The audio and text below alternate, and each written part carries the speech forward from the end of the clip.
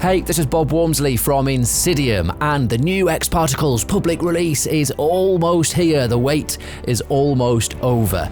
Packed full of new features. We've already shown you the big ones. We have got xParticles Splash, xParticles Sheeter, we have got XP particle-based dynamics, there is XP Shatter for those visual effects scenes, but there are also a ton of new features to help with your artistic control and workflow. Let's have a look at some of those. xpSplineGrowth is a new object that allows you to animate and randomize xParticles trails. It also works with any spline, including text splines. We can do wireframe reveals of models and even animate dynamic splines. Let's see how it works. So in this scene, we have an emitter, and it is tracing this xParticles trail along its path. So what we have got is a spline growth object underneath that trail. And in this mode, what I'm able to do is change the length of that trail with the length slider. If I invert it, it changes the length from the other point. So now we have got a shorter trail, and this works on this animated trail itself. And as if we make changes, we can grow it or shrink it however we desire. But the true power of this is when we have multiple particles creating trails. So let's go to our emitter, and we'll go to the Object tab, and let's change the count from 1 to 10. So now we have 10 particles tracing these lines. Now, how can we get some variation? Well, let's put this length up to 100%, but we've inverted it, so that's actually saying 0%. So let's take that invert off. So here is our 100% length trail on all of these particles. But if we now use a range, we're going to get some random values. And what we're saying is the minimum length of these trails are going to be between 50% of its full length and 100% of its full length. And that is giving us these random values here. And if I change the seed, this is procedural, so we get different random values of trail lengths between this range.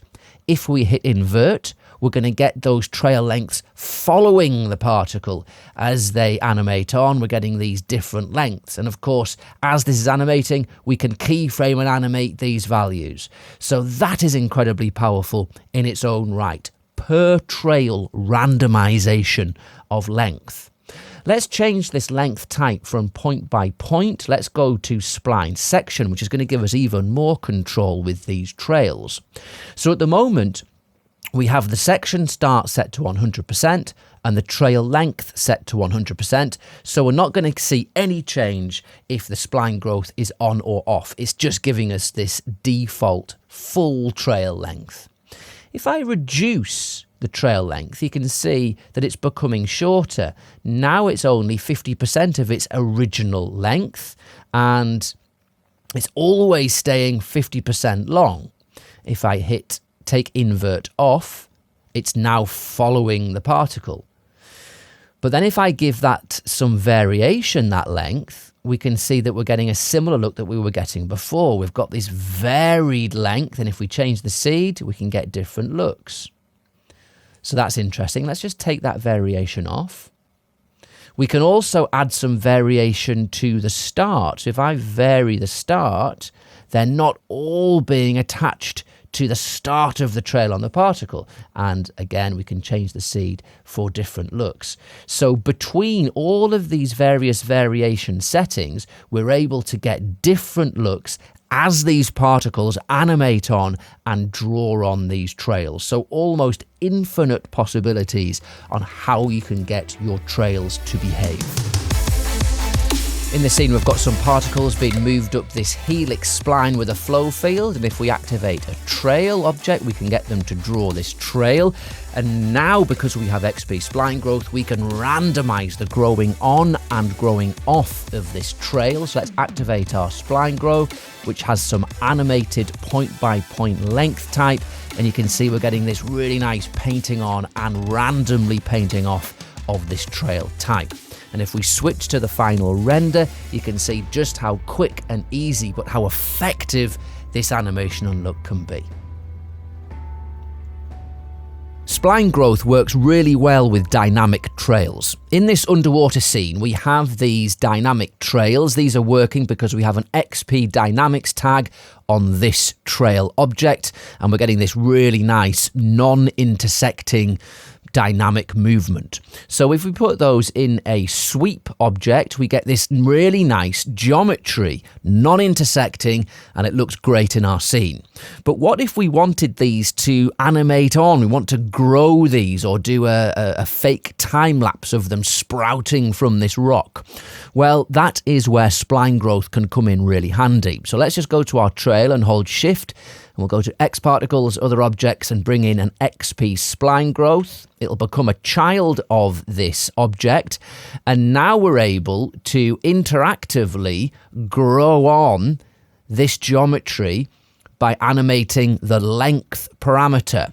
So let's set up some keyframes. We'll go to frame 42 and we'll set the length to 100% and add a keyframe. Go back to the beginning and set the keyframe for 0% length. And now we're going to get this growing on over that 40 frame period. But it looks a little uniform, doesn't it? So what we want to do is add some variation there by selecting Use Range. So we'll include this Use Range. And now if we reduce this, you will see that we're getting a bit of random difference in the length of those particles. And if I deselect my spline growth, we can see that the original parameters are all still there. But with the spline growth active, now we have a random selection of lengths. And if I change the seed, we can get different looks. So now we've got that random growth, which looks pretty nice. We can add a little bit more of a random look by animating this minimum length. So let's go to, say, frame 20 and set the minimum length to 0. And then we'll go to, say, frame 60 and increase that minimum length up to about halfway. And now we're going to get this really nice, much more randomized growing on of our tendrils. And again, this is completely procedural, so I can change the seed for different looks. And if we deactivate the spline growth, the original splines are still there should we need them. We've got even more control if we change our length type mode. At the moment, it is point by point, which is looking at the individual points of the splines. But we can select spline section, which will open up a little bit more control. So if I set my section length to 100% and the section start to 100%, I am back to the original position of these splines, and I can animate this bit on, and there they are growing up to their full length. But if I reduce the section length, we can see we've got them growing up from the bottom.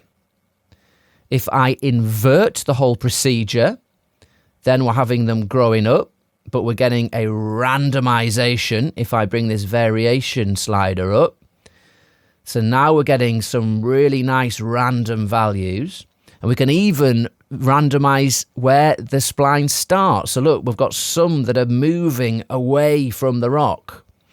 Again, we can invert that, and we can be really, really artistic. Look, if we take this section length down, we can just have the tips of our tendrils showing. This could be a glowing end, or we can reduce those way down and have them start at the beginning where the rock is. So we've got a huge amount of control as to what we do with our scene geometry by adjusting our spline growth settings, and this is completely parametric. We can deactivate it. We have our original tendrils and splines back.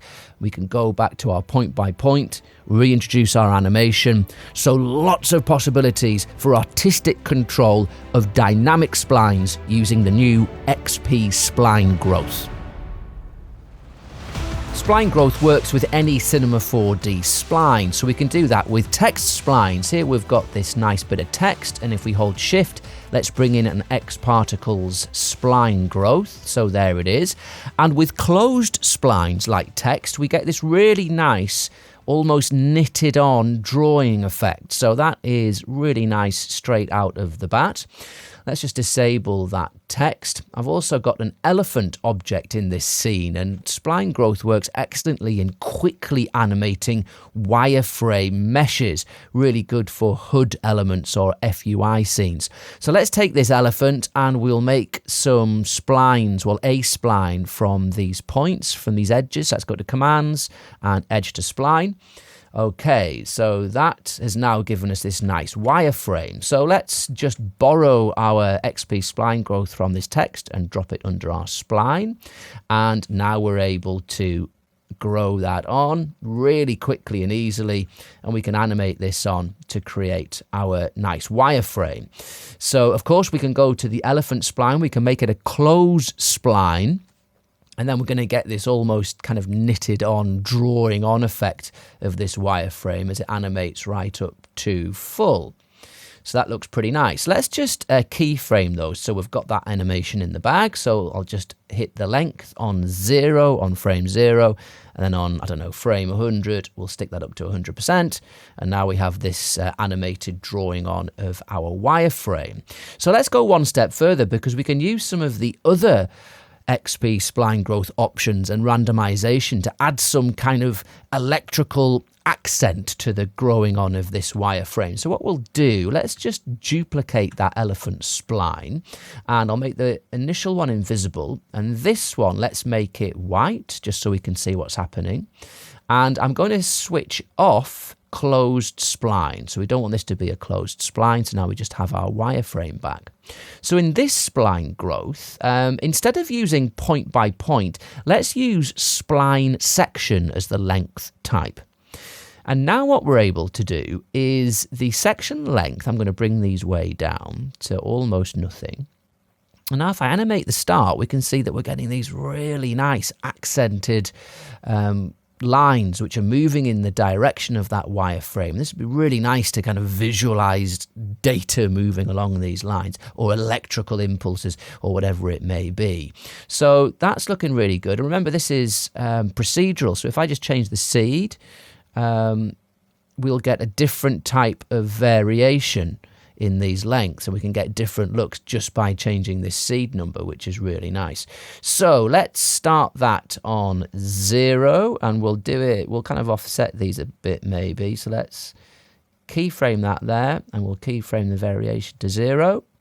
We'll move up and increase that variation a little bit, and then come to the end, and let's put this on to 100%. And then we just need to make sure that we don't end up with any leftover white parts, is we will just keyframe that section length and drop that down to 0 at the end. So now we should have this a nice bit of accented moving lines along our wireframe. And because we have some variation set within this animation, if we change seed, we'll get slightly different looks. So you can cycle through those until you get something that you want.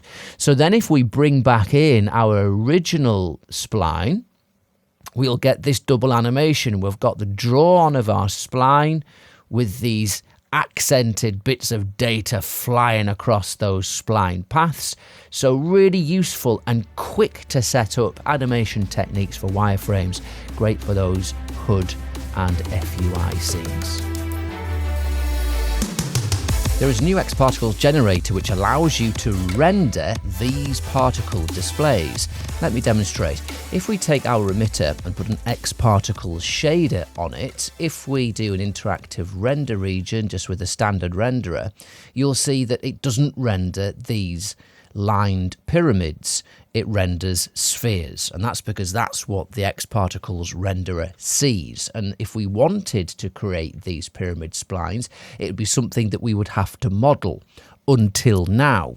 Because if I go to the xParticles menu, let's go to generators and bring in an display render, I can give it an emitter, and then you will see that I am able to, if I drag my xParticles material to the display render from the emitter, and you'll see that we are actually getting rendered splines, the same as we're seeing in our particle display. So this can be rendered with an xParticles texture or a Cinema 4D hair material. And any of these, let's go to the emitter to the display tab, any of these editor display modes can now be rendered. All of the ones that create splines, like a box, that can be rendered with the xParticles material or a Cinema 4D hair material. And all of the other display modes, which actually create filled items, like let's just see box filled.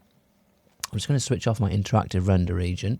If we hit play with boxes filled, the display render creates actual geometry. So let's just make the emitter invisible. We'll take off that xParticles material, and now you can see we have got this actual cube geometry, which if we enable our interactive render region, we're able to render with the standard render, and you see without any material it's respecting those particle colors. However, we can add materials to this should we wish. So let's just create a new Cinema 4D material. This is if you're using standard or physical renderer. Let's put that material on the display render, and it goes grey, as you would imagine. So let's just open up the material editor and make a couple of adjustments. Well, we could add a reflectance layer to make this a kind of shiny metal look. And now we've got a metal style object. And we can still, if we want, access that particle color information, that gradient from blue to white. All we need to do is let's go to the color tab, and in the texture all we need to do is add a MoGraph color shader, and that will respect. If I switch off my reflectance, you will see that now we're getting those colors back through the material using the MoGraph color shader. These are the particle colors, and if we wanted that still to be shiny, I guess we could go to the reflectance channel. Let's change the attenuation to additive, sorry, and then we're going to get that blue coming through with that reflective surface. So that is how we would use Cinema 4D materials to render our new generator xpDisplayRender. Full materials for the objects where it creates geometry, and we can use xParticles shaders or the hair material to render the objects which create splines. The new xpDisplayRender can do more than just create geometry or splines for particle displays. We can also do the same for flow field displays and modifier fields. So in this scene, we've got these particles which are being forced up this flow field helix shape, and we can see the vectors of the flow field with these arrows. These are set up in the flow field object itself into the display. So let's make a display render out of all of these different assets, and this time we're going to render it with Cycles 4D, where the display render works really well. So first of all, let's set up our first display render, and this is going to be the particle display. So we'll hit play, and that one should be active.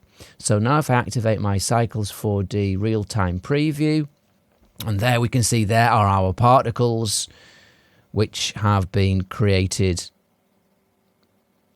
by the display render.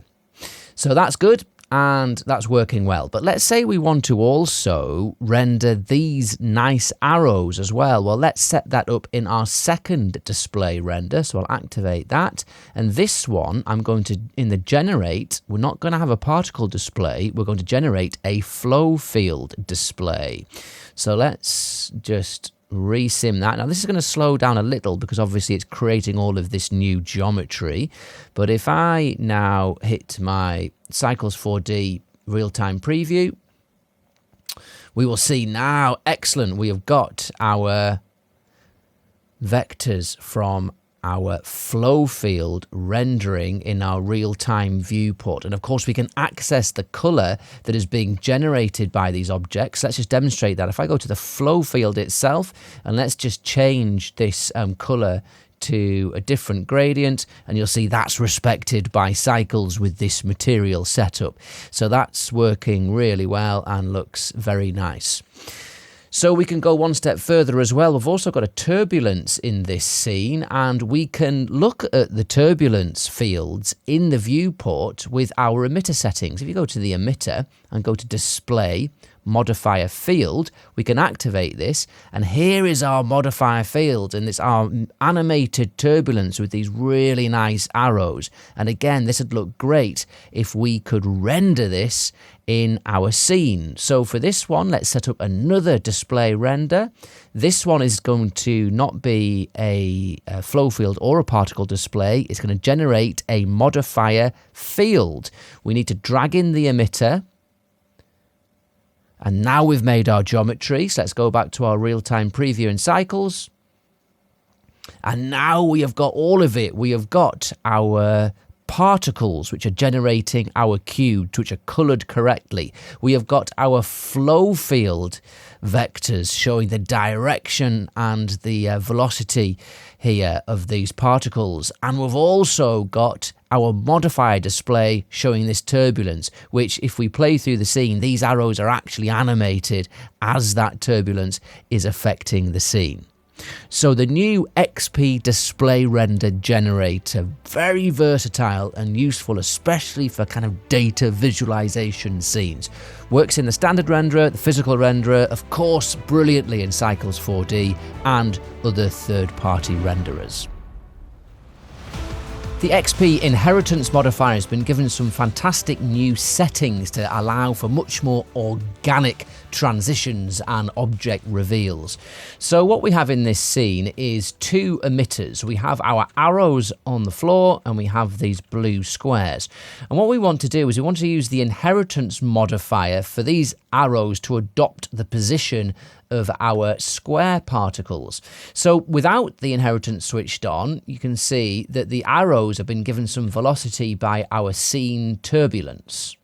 So what we want to do is we want those particles to move towards the position of the blue ones. So let's activate our inheritance and hit play and see what happens. So there we go. Our arrows move over time and join the position of their target particles. But let's say we want this to look a little bit more organic, because that's not looking particularly interesting. Well, in the distance relative, distance absolute and time modes, we have two new functions to help with this. We have a probability slider and a weight spline. So let's do the probability slider first.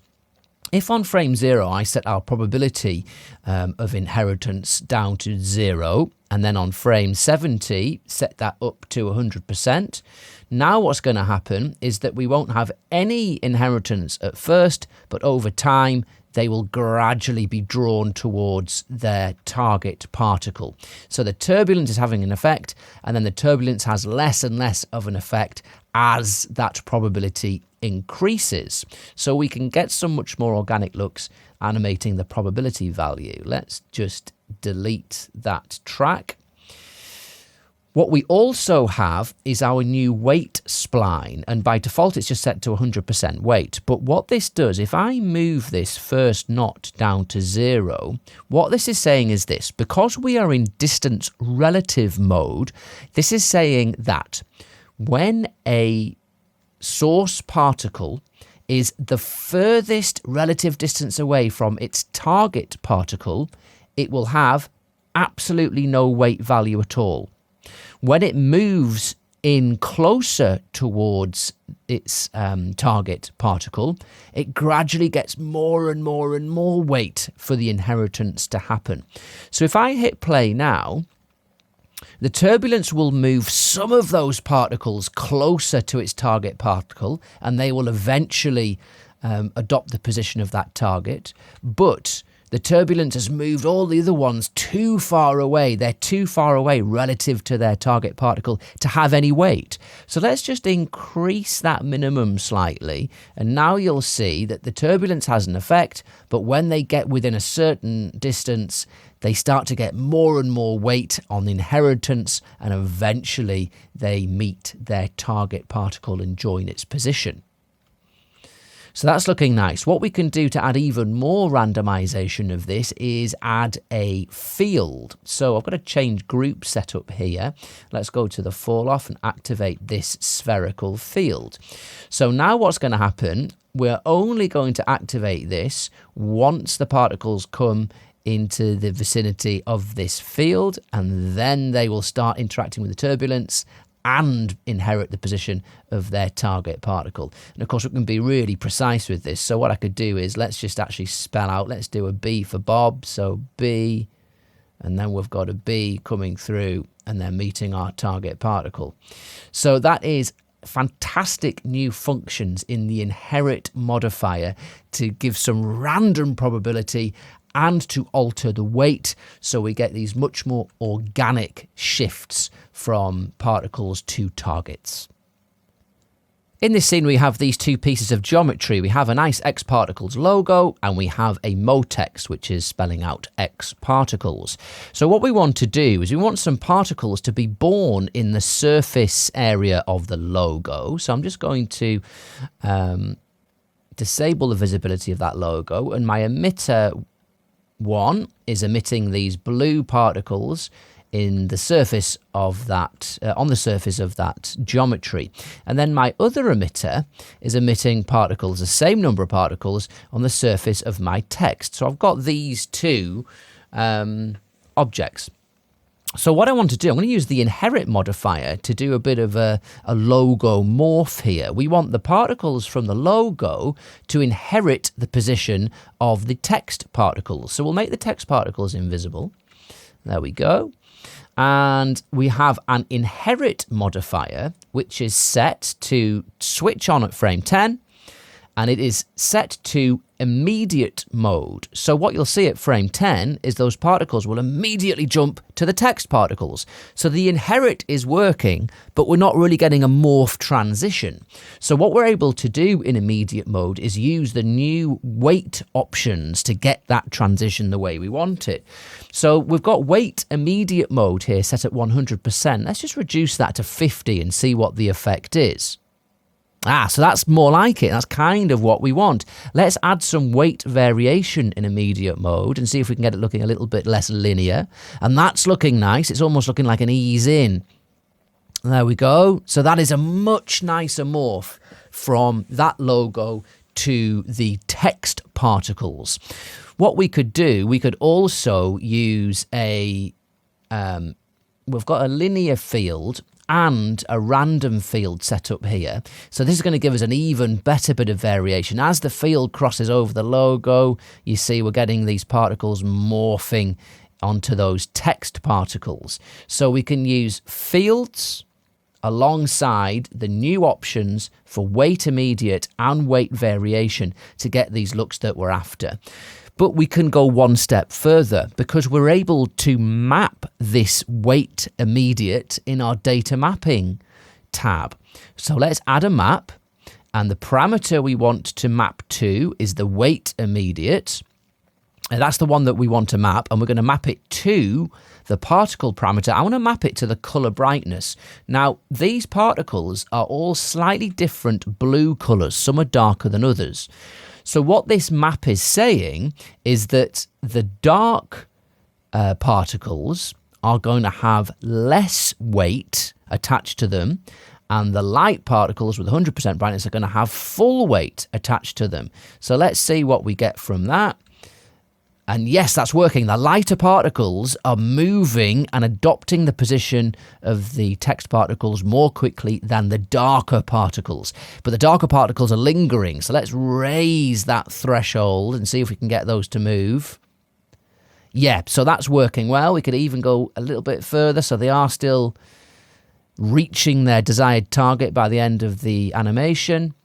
And we can, of course, incorporate our field into this as well.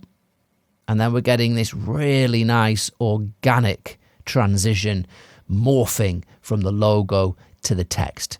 So that is an example of how we can use the new probability, weight variation, and data mapping options when we use the inheritance modifier in immediate mode.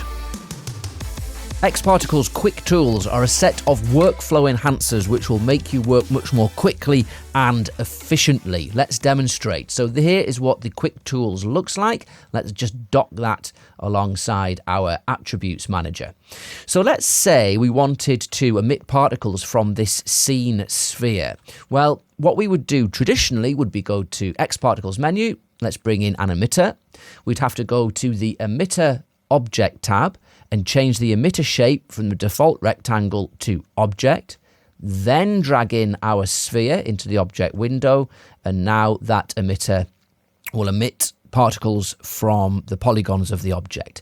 So if you have to do that multiple times per scene, it can start to slow you down. So this is perfect for where xParticles QuickTools will come in.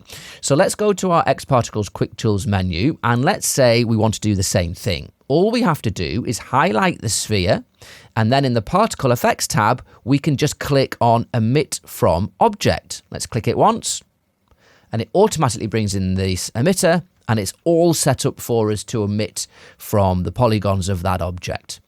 So there are other modes as well. Let's just delete that emitter. Let's say that we want to emit particles from this selection that we've made on the object. You can see that the object has a selection tag here.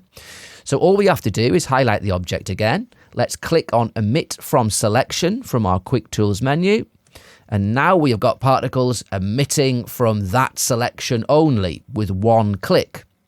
Let's go one step further. Let's say we want these particles to become a source for a smoke and fire simulation. Well, we can go to the Smoke, Fire and Advection QuickTools tab.